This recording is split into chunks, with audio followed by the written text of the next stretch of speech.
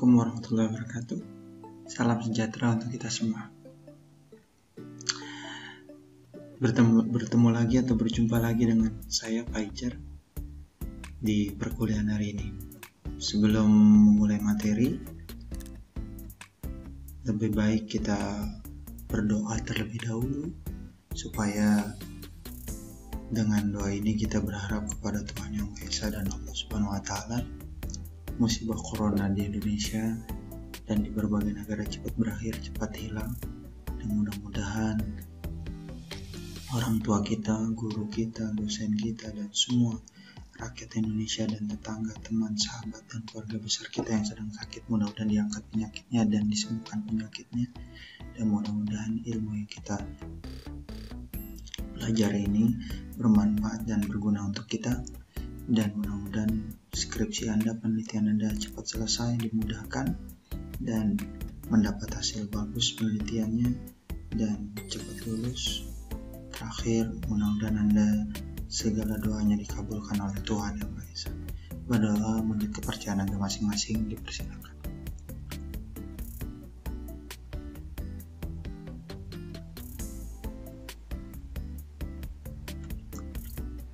Selesai, terima kasih. Apa kabar seluruh mahasiswa? Mudah-mudahan kabarnya dalam keadaan sehat walafiat. Dan tetap semangat, walaupun kita belajarnya daring di rumah masing-masing, jangan lupa sesuai anjuran dan peraturan pemerintah, yaitu menjaga protokol kesehatan. Kita langsung mulai perkuliahan hari ini membahas tentang materi, topik, tema, dan kerangka karangan. Teman-teman pasti sudah ada yang paham dan tahu tentang topik dan tema. Ada yang mengatakan topik dan tema sama seperti judul, sedangkan kerangka karangan berarti konsep apa yang Anda buat dalam suatu penelitian. Kita bahas kata topik dan tema berasal dari bahasa Yunani. Tema dari kata titaniai, berarti sesuatu yang telah diuraikan. Jadi tema itu sesuatu yang telah diuraikan atau sesuatu yang telah ditempatkan, sedangkan topik dari topoi, artinya tempat. Oleh karena itu, topik merupakan hal yang sangat sentral dalam menentukan pokok pembicaraan atau pembahasan dalam sebuah karangan. Makanya Anda pada saat nanti membuat suatu penelitian, pastinya biasanya bingung menentukan judulnya apa, topiknya apa, temanya apa yang akan Anda teliti, objeknya apa. Nah, berarti Anda harus memahami tuh di mana letak yang Anda nanti penulisan topik, tema, dan judul yang nanti akan Anda buat dalam penelitian. Tema biasanya panjang dan berupa kalimat berpola KSPO. Nah, KSPO kami sudah bahas, arti saya sudah pernah bahas. Keterangan, subjek, predikat, objek. Contoh, dengan semangat persatuan dan kesatuan bangsa kita, sukseskan pembangunan negara berkelanjutan. Melalui gerakan disiplin nasional kita wujudkan ketertiban berlalu lintas. Nah, di sini ada kata keterangannya tuh, ya. Ada subjeknya, ada predikatnya, ada objeknya. Ya, jadi jangan sampai salah tuh. Nah, itu namanya tema, biasanya panjang. Lalu tema dihasilkan berlandaskan topik yang ada, sehingga tema akan tampak setelah si penulis atau peneliti menetapkan topik terlebih dahulu. Jadi pada saat Anda sudah dapat dalam penulisan ilmiah, baik dalam temanya sudah dapat, topiknya sudah dapat, nanti akan menentukan judul penelitiannya. Bila dilihat dari proses penulisan, tema berarti perumusan dari topik yang akan dijadikan landasan pembicaraan dan tujuan yang akan dicapai melalui topik tadi. Contoh, topik berpikir kreatif sama manfaat menulis. Nah, contoh topik ini bisa kita kembangkan dalam penulisan, yaitu topiknya berpikir kreatif, temanya dari proses penulisan menunjukkan manfaat berpikir kreatif di dalam menyelesaikan masalah. Jadi topiknya singkat pendek, tetapi temanya lebih luas, lebih panjang. Kenapa? Karena berhubungan dengan tema yang atau berhubungan dengan topik yang sedang dibahas pada saat itu. Topiknya manfaat menulis, berarti tema dari proses penulisan di mana mengajak pembaca agar memanfaatkan kegiatan menulis untuk menyelesaikan masalah. Nah, di situ berhubungan tuh keterkaitan antara topik dengan tema. Nah, sekilas contoh 2 saja sudah insya Allah paham nih. Jadi beda ya antara topik dengan tema. Jadi kalau topik pendek, kalau tema lebih panjang karena terdiri dari keterangan subjek, predikat, objek. Jika dilihat dari sudut karangan yang telah diselesai, tema berarti amanat utama yang disampaikan penulis melalui karangannya. Amanat utama ini dapat diketahui bila seseorang sudah selesai membaca, misalnya sebuah novel. Setelah selesai membaca, tentunya akan meresaplah ke dalam pikiran pembaca intisari novel. Ya, jadi setelah Anda membaca, pasti menyimpulkan apa sih yang dibahas benang sarinya dalam buku tersebut atau novel tersebut. Nah, topik berpikir kreatif di sini yang tadi kita bahas, tema dari karangan yang telah selesai dibaca. Nah, di sini menjelaskan tentang manfaat berpikir kreatif dalam penyelesaian masalah rumit dengan cara relatif sederhana dan biaya murah. Nah, ini lebih panjang nih ya dalam manfaatnya atau temanya. Nah, topik manfaat menulis juga sama nih. Tema dari karangan yang telah selesai dibaca. Kegiatan menulis membantu memadukan dan menata kehidupan yang kompleks. Topik bersifat umum, ya, jadi topik itu general ya, dan belum terurai. Sedangkan topik karangan ini harus sesuatu yang nyata. Artinya tidak boleh abstrak, karena topik merupakan hal yang akan digarap untuk dijadikan karangan. Topik merupakan jawaban atas pertanyaan masalah apa yang akan Anda tulis. Untuk dibahas, hendak menulis membicarakan tentang apa.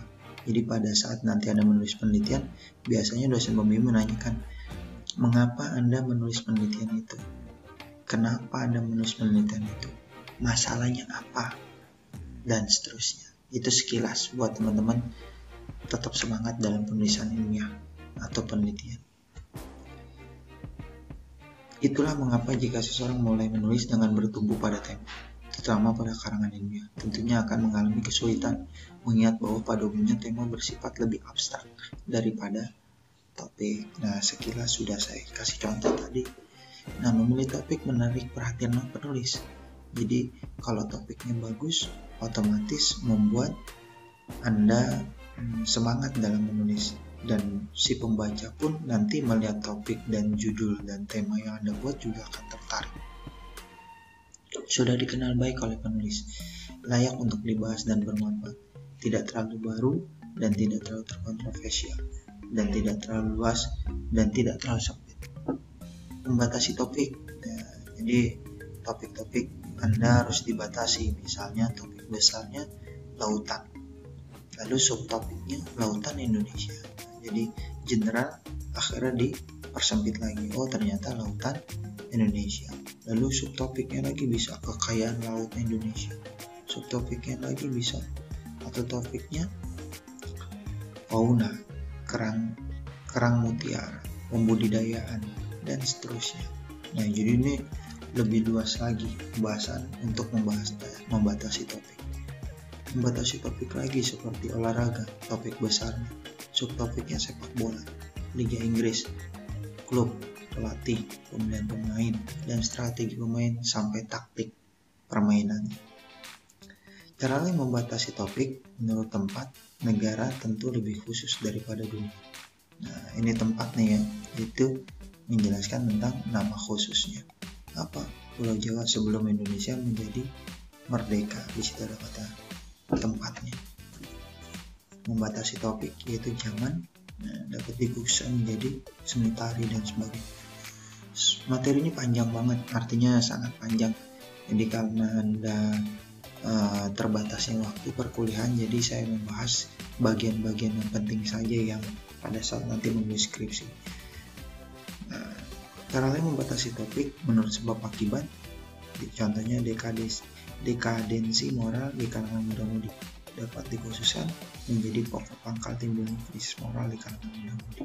Nah, di sini ada kata topiknya sebab akibat ya. Nah, ini contoh-contoh saja, nanti Anda tinggal baca ya.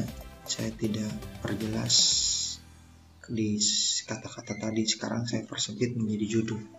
Judul karangan pada dasarnya merupakan perincian atau penjabaran dari topik, jadi lebih luas. Jika dibandingkan dengan topik, judul lebih spesifik ya, jadi lebih spesifik atau lebih luas. Bahkan seringkali telah menyiratkan sudut pandang penulisnya atas suatu variabel yang akan dibahas. Jadi variabel yang Anda akan teliti apa, variabel bebasnya apa, variabel terikatnya apa. Jika topik sekaligus menjadi judul, biasanya karangan atau tulisannya akan bersifat umum sehingga ruang lingkupnya menjadi sangat luas. Judul karangan sedapat-dapatnya singkat dan padat, menarik perhatian. Jadi kalau judul Anda sudah bagus, pastinya orang yang membaca juga akan tertarik dalam penelitian atau dalam menyimak materi pada saat nanti sidang skripsi Anda dan garis besarnya atau inti pembahasan. Untuk diketahui sebenarnya, proses pembuatan judul tetap berasal dari pemilihan topik. Dalam hal ini disiplin ilmu, jurusan, bidang spesifik, kajian, dan seterusnya. Syarat-syarat yang baik dalam judul antara lain relevan, memiliki hubungan dengan isi karangan topik, provokatif agar menimbulkan hasrat keinginan pembaca. Kenapa? Karena supaya si pembaca terbawa, tertarik. Oh, judulnya ini berbeda nih dari penelitian-penelitian sebelumnya. Singkat supaya mudah dipahami dan diingat dalam bentuk frasa. Nah, ini syarat judul yang tepat. Di sini ada kata topik bencana alam. Nah, pembatasan topiknya sebab-sebab, sejarah, dan sebagainya. Judulnya banjir melanda Jakarta. Nah, ternyata bencana alam kan banyak, dari kerugian, sebab akibat. Ya, akhirnya judulnya menjadi banjir melanda Jakarta. Nah, di sini contoh topik dan judul. Nah, pertandingan sepak bola topiknya. Judulnya bisa Persija dan Persib akan menggoyang stadion Senayan.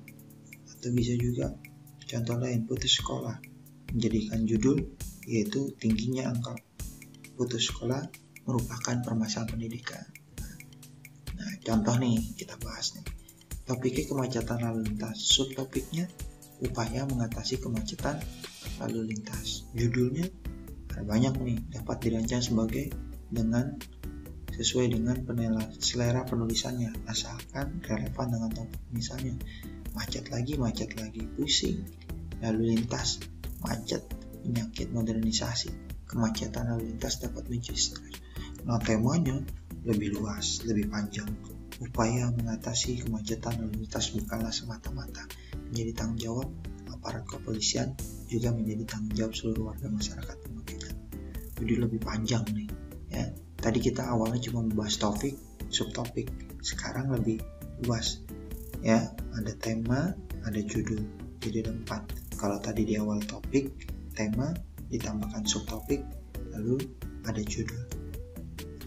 Nah, syarat-syarat tema yang baik adalah kejelasan ya, dapat dilihat pertama kali melalui gagasan sentral, apakah ada satu topik, dan seterusnya.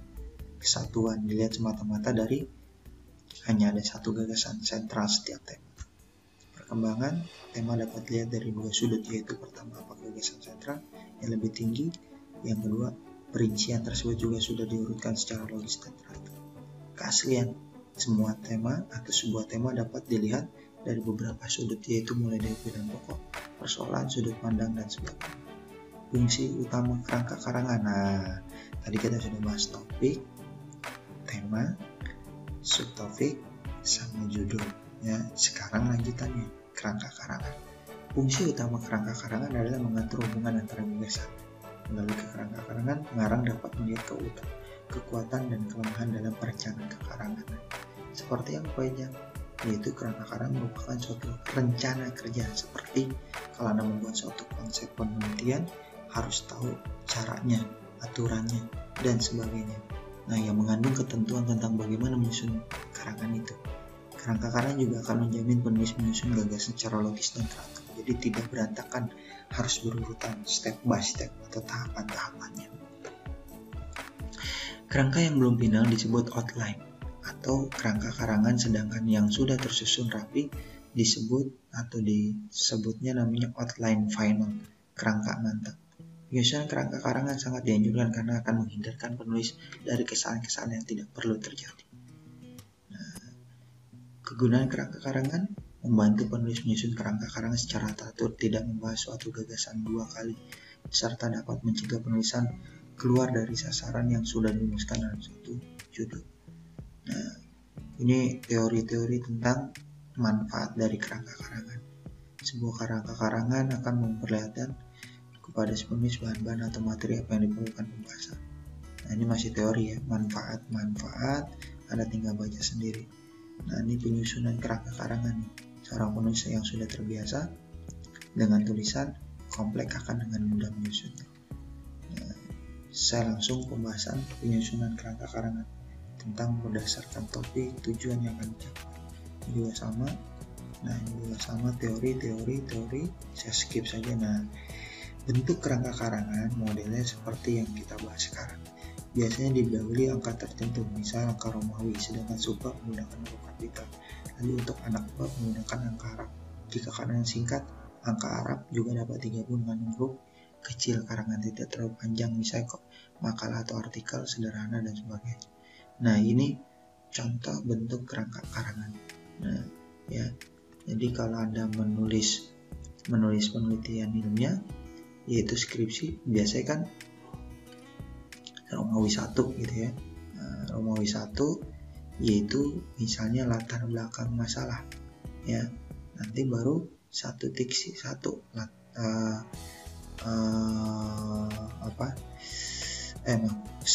bab 1 pendahuluan, 1.1 latar belakang gitu kan ya. 1.2 perumusan masalah, 1.3 tujuan penelitian. Nah, ini bentuknya angka Arab, sistemnya lurus ya, jangan sampai salah nih.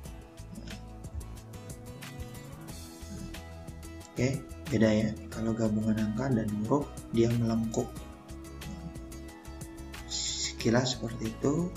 Saya skip langsung bentuk karangan seperti 1 kegiatan akademis. Nah, ternyata 1.1-nya penelitian, 1.2-nya seminar dan seterusnya.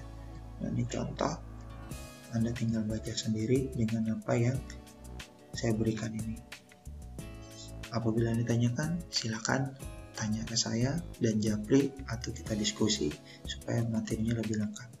Nah, tinggal Anda pelajari materi yang PPT yang saya kirim untuk lebih jelas. Nah, ini contohnya untuk kerangka karangan ya, gabungan kata sama angka Arab. Ya, tadi saya sudah jelaskan ada 2 contoh, angka Arab sama gabungan angka dan huruf. Nah, kalau Anda nulis skripsi, yaitu biasanya yang kayak begini nih ya, yang sering terjadi ya, yaitu bentuknya Arab 2.1, 1.2, 3.1 dan seterusnya. Sampai di sini materi hari ini. Mohon maaf apabila ada kekurangan dan kesalahan dalam penyampaian. Selebihnya hanya Tuhan yang benar dan memberikan petunjuk buat kita dalam penulisan atau ilmu yang kita pelajari. Kita akhiri dengan doa, karena diawali dengan doa, diakhiri dengan doa. Mudah-mudahan ilmu yang kita dapat hari ini bermanfaat dan dimudahkan penulisannya. Berdoa menurut kepercayaan agama masing-masing, dipersilakan. Terima kasih. Mohon maaf lahir batin. Assalamualaikum warahmatullahi wabarakatuh. Semangat, fokus belajar daring di rumah masing-masing, dan semoga cepat selesai